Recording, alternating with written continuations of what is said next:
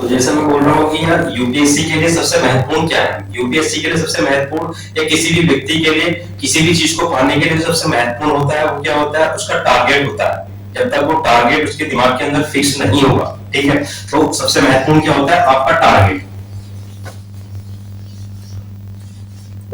जब तक आपका टारगेट किसी भी चीज को लेकर फिक्स नहीं होगा तो आप दुनिया की कोई सी भी शख्सियत है, दुनिया की कोई भी ऐसी चीज उठा लो कि आप उसे पा नहीं सकते, क्योंकि सोचना हर किसी के मन में होता है कि मैं डीएम बन जाऊंगा, मैं एसडीएम बन जाऊंगा और मैं लेफ्टिनेंट बन जाऊंगा, कुछ भी बन जाऊंगा। बनेगा वही व्यक्ति जिसके मन में एक एकाग्रता और क्षमता होगी उस चीज को करने की, और वो क्षमता कब होगी, जब आपका एक टारगेट फिक्स होगा। और उस टारगेट को फिक्स करने के लिए आपके पास तीन चीज बहुत ही आवश्यक होंगी। वो चीजें कौन कौन सी होंगी, जैसे कि आपके अंदर एक होनी चाहिए सीखने की ललक। अगर आपको, मैं हूं या कोई भी टीचर है या कोई भी ऐसा व्यक्ति जो आपको ज्ञान की बातें बता रहा है, जब तक वो आपके अंदर सुनने की क्षमता नहीं होगी तो आप क्या है, आप अच्छे वक्ता या आप अच्छे मतलब एक अचीवर नहीं बन सकते हो, ठीक है। तो आपके अंदर क्या होना चाहिए, सुनने की क्षमता बहुत आवश्यक होनी चाहिए। और वो सुनने की क्षमता से आपके अंदर क्या होना चाहिए, एक सीखने की प्रवृत्ति, आपकी जिज्ञासा जो होती है वो बढ़ती है, ठीक है। तो इससे टारगेट को फिक्स करने के लिए सबसे पहली क्या चीज जरूरी है, वो है आपकी सुनने की क्षमता।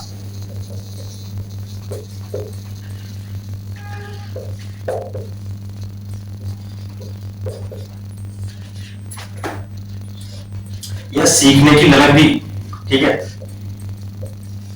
सीखना, ठीक है। तो पहली चीज क्या हो जाएगी, आपने अपना टारगेट फिक्स कर लिया। मान लिया मैंने अपना टारगेट एज सिविल सर्वेंट के रूप में मुझे क्या है, अपना टारगेट फिक्स कर लिया, क्योंकि आप जब इस फील्ड में जाओगे, प्रशासनिक विभाग में आप जब भी जाओगे तो वहां क्या है, आपको लोगों की समस्याओं को सुनना पड़ेगा। वो समस्याएं आप जब तक नहीं सुनोगे तो आप क्या है, उनकी समस्या का समाधान नहीं कर सकते हो। तो ये अपेक्षा की जाती है, चाहे वो संघ लोक सेवा आयोग हो या किसी भी प्रशासनिक विभाग में, कि आपके अंदर लोगों की जो समस्याएं हैं उनको सुनने की काबिलियत होनी चाहिए। वो सुनने की काबिलियत कब होगी, जब आप कुछ सीखने की अपने अंदर एक प्रवृत्ति जागरूक करोगे। तो वो प्रवृत्ति आपको कहां से होगी, आपको वो प्रवृत्ति जब तक आप मतलब चीजों को सीखने के लिए मतलब प्रेरित नहीं होंगे, वो प्रेरणा आपको हम बता सकते हैं कि किस तरीके से आपको सुनना चाहिए, वो करना चाहिए, ठीक है। तो पहली क्षमता की बताई मैंने कि सुनने की क्षमता। दूसरी आपके अंदर क्या होनी चाहिए कि ये जो आपने सुन लिया, ये जो चीज आपने सीख ली, मान लिया आपने संसद भवन का संसद भवन देखा, देखने के बाद आप चारों तरफ घूम के आ गए उसके, लेकिन उसके बाद आपने देखा कि संसद भवन बन गया, लेकिन संसद भवन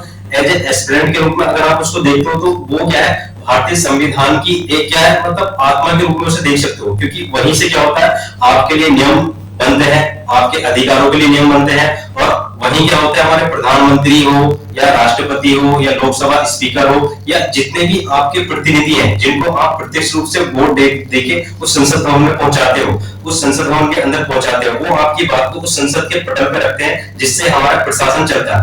और ये चीजें क्या होंगी, आपको देखने के नजरिए से पता चलेगी। मैं संसद भवन को देख के तो आ चुका हूँ, लेकिन मेरा नजरिया उस चीज को देखने का कैसा है, ठीक है। उस नजरिए के आधार पर क्या करोगे आप, जो चिंतन मनन या सीखने की क्षमता आपने प्रवृत्ति मतलब सीखी है, तो उसको आप यहाँ अप्लाई करोगे। फिर उस चीज पे क्या करोगे, आप चिंतन करोगे, जो आपने सुन लिया या सीख लिया उस पर क्या करोगे, चिंतन करोगे, ठीक है।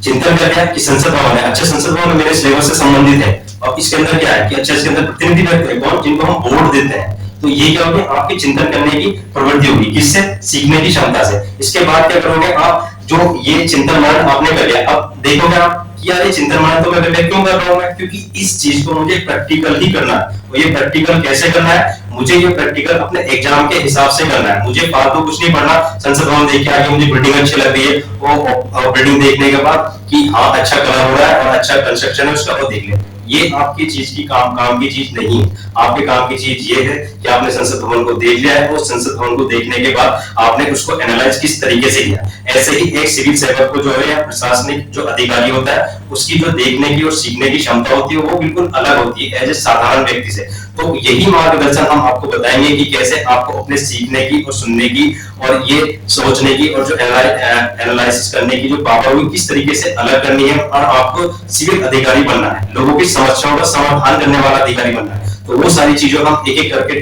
टॉपिक बाय टॉपिक आपको बताते रहेंगे बीच बीच में। तो यहाँ तीसरा कहने क्या बताया कि प्रैक्टिकली आपको कुछ चीज को अप्लाई करना है। तो थर्ड पार्ट में ये करोगे, आपने जो चिंतन कर लिया उसे आप प्रैक्टिकल अप्लाई करोगे, या उसको अभ्यास के रूप में उसे क्या करोगे आप अपने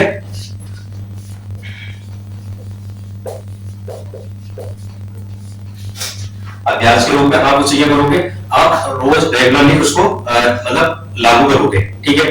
अब कैसे लागू करोगे वो भी मैं आपको बताऊंगा, ठीक है। तो ये 3 चीज बता दी आपने कि यूपीएससी के लिए सबसे महत्वपूर्ण था वो टारगेट आपने फिक्स कर लिया। टारगेट के बाद आपने सुनने की और सीखने की जो आपके अंदर प्रवृत्ति है वो पूर्ण रूप से समाहित हो गई, फिर चिंतन कर लिया और प्रैक्टिकली आपने उस चीज को देख लिया। तो आपने जो एक लोक सेवक का जो कर्तव्य होता है उसको मिनिमम 25% आपने हासिल कर लिया, और इसी स्ट्रेटेजी और इसी रणनीति के साथ आप फिर से नेक्स्ट स्टेप में आगे बढ़ रहे हैं। आगे कैसे बढ़ गए कि ये चीजें तो आपने कर ली, अब वो जो अप्रोच मैंने बताई थी कि रेगुलरिटी आपके अंदर होनी चाहिए, दूसरा आपका टाइम मैनेजमेंट अच्छा होना चाहिए, और आपका एक जो पॉजिटिव एटमॉस्फेयर होना चाहिए वो किस तरीके का होना चाहिए, आप जिस लोग से मिल रहे हो, जिस व्यक्ति से मिल रहे हो, जिस स्टूडेंट से मिल रहे हो, वो किस तरीके के हैं, वो आपके अंदर किस तरीके की मनोभावना की जो प्रवृत्ति है, किस तरीके से आपके दिमाग के अंदर उस चीज को समाहित कर रहे हैं, ठीक है। तो ऐसे व्यक्ति से आपको इंटरेक्ट होना है जो आपको हमेशा पॉजिटिव डायरेक्शन दे और आपको फालतू का ज्ञान ना दे, क्योंकि ज्ञान देने वाले आपको बहुत मिल जाएंगे।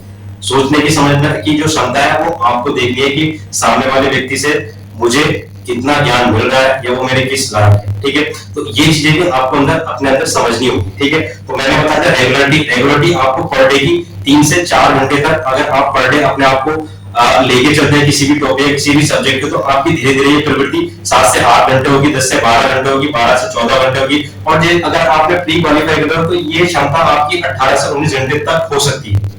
ये होता है यूपीएससी जो एस्पिरेंट होता है उसकी जो रेगुलरिटी का परिणाम अंतिम क्षण तक होता है वो 18 से 19 घंटे। और जब आप सुनते हो कि यूपीएससी के लिए 18 घंटे पढ़ना पड़ता है, 19 घंटे पढ़ना पड़ता है, वो इस रेगुलरिटी का ही परिणाम होता है। इसके बाद होता है टाइम मैनेजमेंट, उनका हर एक चीज का टाइम मैनेजमेंट होता है, जैसे कि सुबह के टाइम मुझे कौन सा टॉपिक पढ़ना है, दोपहर के टाइम मुझे कौन सा टॉपिक पढ़ना है, और शाम को मुझे कौन सा टॉपिक पढ़ना है, किस टॉपिक में मुझे आंसर राइटिंग करनी है, किसके लिए मुझे मेंस के लिए प्रिपेयर होना है, किसके पीटी के लिए प्रिपेयर होना है। तो वो सारी चीज क्या होती है एक एडवांस लेवल पे आपके टाइम मैनेजमेंट पे डिपेंड करती है। उसके बाद क्या होता है कि आप जो होते हैं वो आपने टाइम मैनेजमेंट कर लिया कि करंट अफेयर का मेरा जो टाइम होगा वो किस टाइम से किस टाइम होगा। तो ये क्या होगा आपके अंदर एक डिसिप्लिन पैदा करेगा, और वो डिसिप्लिन एक सिविल सेवक के लिए बहुत आवश्यक होता है। उसके बाद क्या हो जाता है आपने टाइम मैनेजमेंट किया, फिर आपने एटमॉस्फेयर अपने आसपास का, अगर आपके सामने कोई चीज टेबल पे कोई भी चीज रखी है तो उसके आपकी देखने की जो क्षमता होनी चाहिए, यानी कि जो एटमॉस्फेयर है आपके रूम का या आप जहां पढ़ाई कर रहे हो तो वो किस तरीके का होना चाहिए, एक मतलब पॉजिटिव वे में होना चाहिए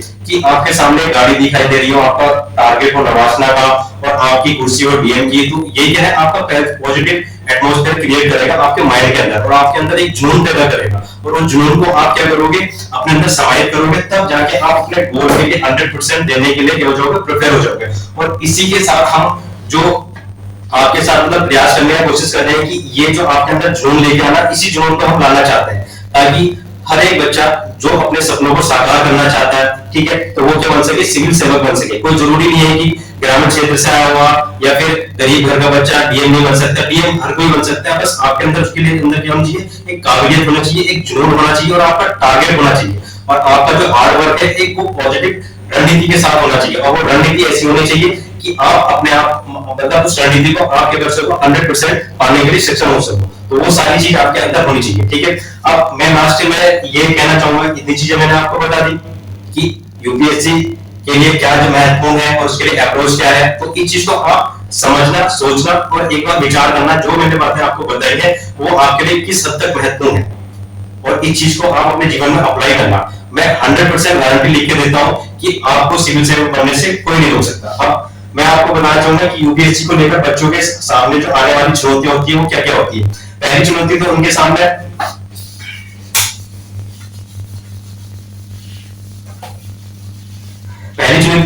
यही हो जाती है क्या यूपीएससी है क्या, क्योंकि कुछ एक बच्चे क्या होते हैं 12th के बाद ही डिसाइड कर लेते हैं, कुछ एक हाई स्कूल के बाद डिसाइड कर लेते हैं, कोई कॉलेज के बाद करते हैं, और कोई इंजीनियरिंग पास आउट करने के बाद क्या करते हैं अपना यूपीएससी में आने का मन बनाते हैं।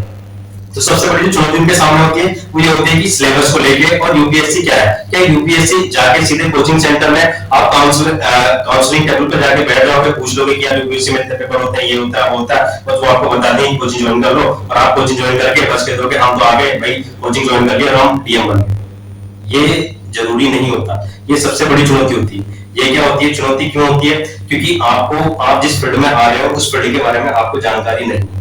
तो मैं ये कहना चाहूंगा सबसे पहले आप अपने आप क्या करो, उस चीज के बारे में छानबीन करो। अब वो छानबीन आप कैसे करोगे, यूपीएससी की वेबसाइट पे जाओ, क्योंकि ऑफिशियल वेबसाइट है। और जब तक आप किसी भी चीज की चाहे एक क्रिकेट के मैदान में हो, जब तक आप क्रिकेट के मैदान की लंबाई चौड़ाई और उसकी बॉलिंग और पिच की लेंथ नहीं पता होगी तो आप क्रिकेटर बन सकते हो? नहीं बन सकते। एक फिल्म एक्टर होगा, जब तक उसे एक्टिंग का एक आइडिया नहीं होगा, उसे माहौल नहीं पता होगा, तो क्या वो एक्टर बन पाएगा? तो इसीलिए आपको भी बहुत जरूरी हो जाएगा कि आप यूपीएससी के फील्ड में आ रहे हो तो उस फील्ड में आपको आने से पहले क्या छानबीन करनी होगी। जितनी भी ऑफिशियल वेबसाइट है, यूपीएससी की अपनी एक ऑफिशियल वेबसाइट है, वहां पे आपको लास्ट ईयर के पेपर से लेके सिलेबस से लेके हर एक चीज मिल जाएगी। तो वो चीज आपको छानबीन करनी होगी तब जाके। और ये चीज मैं भी आपको बताऊंगा कि किस तरीके से यूपीएससी की वेबसाइट पर जाना है, किस तरीके से कहां लॉग इन करना और कहां से क्या चीज सर्च करनी। ठीक है, तो सबसे पहले चीज क्या करोगे, आप छानबीन करोगे। ऑफिशियल वेबसाइट है यूपीएससी, ठीक है। तो ये छानबीन करनी, तो पहली चुनौती तो आपकी समाप्त होगी। या हम जिस फील्ड में हम जा रहे हैं उस चीज के बारे में हमें क्या हो गया, एक आइडिया हो गया। यानी कि हमें एक पॉइंट मिल गया कि हम यहाँ से अपनी सीढ़ी स्टार्ट करेंगे, यानी कि प्रारंभिक ग्रोथ स्टार्ट करेंगे यहाँ से। और ये जो मैं सीढ़ी स्टार्ट कर रहा हूँ, तो पहली सीढ़ी मुझे मिल चुकी है। उसके बाद आपकी एक चुनौती खत्म हो गई, क्योंकि आपको किसी से पूछने की जरूरत नहीं है। अब दूसरी चीज क्या करेंगे, आप इस चीज के लिए पहली छानबीन होगी। दूसरी इसमें आप ये करोगे कि मतलब जो छानबीन मैंने कर ली है, तो सेकंड टाइम आप क्या करोगे चीज को लेके कि मैं यूपीएससी का जो सिलेबस है, मेन सिलेबस, वो है क्या, इसमें कितने पेपर हो रहे थे, कितने प्री के लिए थे और मेंस के लिए। वो आप सिलेबस क्या होगा, आपको कोई भी कोचिंग सेंटर प्रोवाइड करा देगा। बस उस जो सिलेबस आपको दिया जाएगा उसको एनालिसिस करने का आपके अंदर एक क्षमता होनी चाहिए, क्योंकि पूरा जो खेल होगा आपका उसी सिलेबस से होगा। तो आप क्या करोगे, पाठ्यक्रम को लेके आओगे, ये सिलेबस को लेके आओगे, ठीक है। और जैसे आपके अंदर सिलेबस समझ में आ गया तो आपकी दूसरी चुनौती क्या हो जाएगी, समाप्त हो जाएगी, ठीक है। तीसरी चीज क्या हो जाएगी, आपको सोर्सेस कौन कौन से पढ़ने हैं, क्या चीज मुझे पढ़नी है, क्या चीज मुझे छोड़नी है, तो वो चीज क्या हो जाएगी आपके लिए सबसे महत्वपूर्ण हो जाएगी। तो आप जब ये पाठ्यक्रम पूर्ण रूप से एनालाइज करोगे तो आपको ये चीज समझ आ जाएगी कि मुझे मॉडर्न हिस्ट्री पढ़नी है, तो मॉडर्न हिस्ट्री में मुझे 1885 से लेके 1920 तक के पार्ट में क्या पढ़ना है, 1920 से लेके 1930 के पार्ट में क्या पढ़ना है, 1930 से लेके 1947 स्वतंत्रता आंदोलन के दौरान तक मुझे क्या चीज पढ़नी है, क्योंकि वो सारी चीजें आपके सिलेबस में मेंशन कर दी गई और बहुत अच्छे तरीके से यूपीएससी ने कर रखी है। और हर एक अलग अलग बुक के अंदर भी वो सारी जानकारी उपलब्ध कराई। तो वो चीज हो जाएगी, आपको पाठ्यक्रम से आपकी दूसरी चुनौती खत्म हो जाएगी कि आपको एक्स्ट्रा कुछ नहीं पढ़ना, आपको केवल एग्जाम ओरिएंटेड पढ़ना, क्योंकि आपको क्या है, एक प्रशासनिक अधिकारी के लेवल से सोचना है। वो आप सोचोगे जब आप इस चुनौती को भी पार कर पाओ, ठीक है। ये हो जाएगा। इसके बाद क्या हो जाएगा, आपके पास सोर्सेस क्या क्या होने चाहिए, यानी कि संसाधन आपके पास क्या क्या होने चाहिए। संसाधन के लिए जैसे कि आप हिस्ट्री के लिए कौन सी बुक होनी चाहिए, क्या मुझे एनसीईआरटी पढ़नी चाहिए, या मुझे 6 से लेकर 12 तक की एनसीईआरटी पूरी कंप्लीटली पढ़नी चाहिए, या 9 से 12 तक की पढ़नी चाहिए, 11 12 की पढ़नी चाहिए। तो ये क्वेश्चन आपके दिमाग में तरह तरह के घूमेंगे और हर कोई आदमी बताएगा या हर एक टीचर बताएगा, बच्चा कोई भी जिससे जो यूपीएससी की तैयारी होगा कि एनसीईआरटी जरूरी है, ये जरूरी है, वो जरूरी है। और इस चक्कर में क्या कर लोगे, आप इतनी बुक का अंबार लगा लो, तो क्या पढ़ लोगे आप ये सारी बुक? क्या आप एक एक बुक को रीड कर लोगे? यूपीएससी इतनी बड़ी बुक से जो आप इतना बड़ा बनाओगे उस चीज को, तो क्या यूपीएससी वहां से हर एक किताब से आपको क्वेश्चन देगी? यूपीएससी कभी आपके साथ ऐसे खिलवाड़ नहीं करेगी। ये खिलवाड़ आपके साथ करते हैं कोचिंग सेंटर, या आपको कुछ एक मिसगाइड कर देते हैं जो लोग, तो वो चीज आपको बताते हैं ये पढ़ लो, वो पढ़ लो, बाजार में ये चीज है, ये नया कुछ आया है कि यहाँ से एडिटोरियल आ गया, ये कर लो। यार ये चीजें ना आपके माइंड को डिस्ट्रैक्ट करती है, तो इनसे, इस डिस्ट्रैक्शन से आपको बचना है। अगर आपके अंदर स्मार्टनेस है तो स्मार्टनेस का मतलब ये होना चाहिए कि आप जिस चीज को देख रहे हो वो क्या है, आपके लिए जरूरी है और वो केवल ओरिएंटेड है। ये नहीं कि फालतू की चीज मैंने पढ़ ली और फालतू पढ़ने के बाद क्या करते मैंने अपना दिमाग और टाइम दोनों वेस्ट कर दिया, ऐसा नहीं होना चाहिए। तो संसाधन होने चाहिए, तो संसाधन भी मैं आपको एक एक करके इस पे एक वीडियो बनाऊंगा पूरी, कि किस तरीके से आपको पाठ्यक्रम को समझना है, किस तरीके से आपको जो आपके पास बुक्स वगैरह है वो एक एक करके पढ़नी है। वो सारी चीज मैं आपको एक अलग लेवल के साथ बताऊंगा। और मैंने अपने हैंड राइटिंग नोट्स बनाए, जैसे कि मैं आपको बताऊंगा, मैंने एक चीज बनाई थी,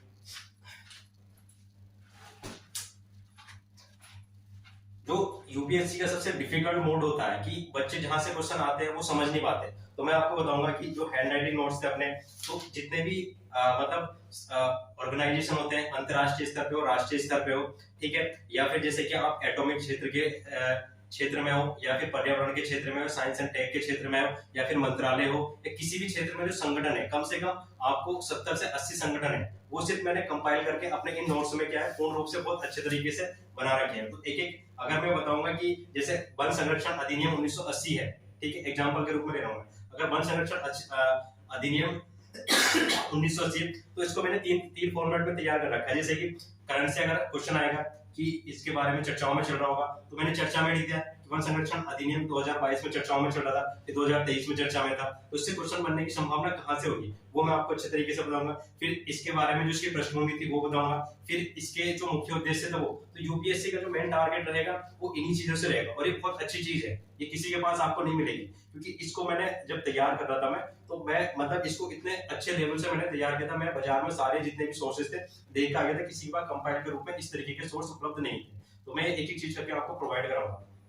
इसी के साथ ये संसाधन हो गए, तो संसाधन में मैंने बता दिया आपको, मैं इसके लिए अलग से एक वीडियो बनाऊंगा, कौन सा क्या पढ़ना है, क्या चीज छोड़नी है, क्या चीज पढ़नी है, हर एक टॉपिक की, चाहे वो जीएस फर्स्ट हो, चाहे वो पॉलिटी हो, चाहे वो हिस्ट्री हो, ज्योग्राफी हो, पर्यावरण हो, या फिर आपका साइंस एंड टेक हो, या फिर इकोनॉमिक्स हो, या फिर आपकी करंट से रिलेटेड कोई भी मुद्दा हो, तो वो सारी चीजों के बारे में मैं एक एक करके एनालाइज करके बताऊंगा अपने हैंड राइटिंग नोट से, तो वो आपके लिए बहुत महत्वपूर्ण साबित हो जाएगा।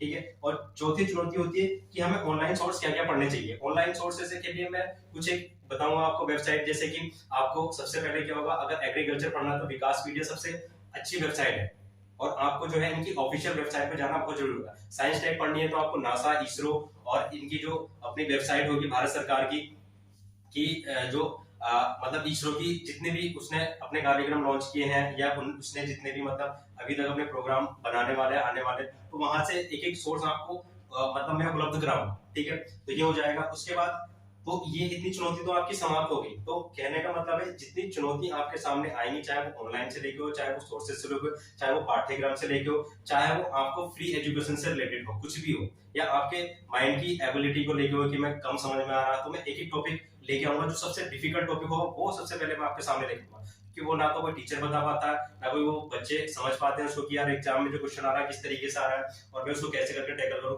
तो सबसे जो डिफिकल्ट चीज होगी यूपीएससी की, वो सारी चीज मैं आपके सामने एक एक टॉपिक करके लेके आऊंगा। तो मेरी जो आने वाली वीडियोज होंगी वो इन्हीं चीजों को लेके होंगी, आपकी चुनौतियों से संबंधित जितने भी मुद्दे होंगे। तो ये हमारा जो चैनल है इसको शेयर कीजिए और सब्सक्राइब कीजिए और लाइक कीजिए, और आगे से आगे आग लगा दीजिए, क्योंकि ये जो मैं जितना भी मटेरियल आपको प्रोवाइड कराऊंगा, मैं नहीं मानता कि यहाँ से बाहर कोई भी क्वेश्चन आपको मतलब दिखाई देगा या हो, क्योंकि सारे जितने भी क्वेश्चन हमारे मतलब जो हमारे पास जो संसाधन उपलब्ध है वहीं से आपको मैक्सिमम क्वेश्चन मिल जाएंगे, क्योंकि मैं कम से कम 10 सालों का इस चीज को एनालाइज करके तब जाके मैंने सारी चीज बनाई।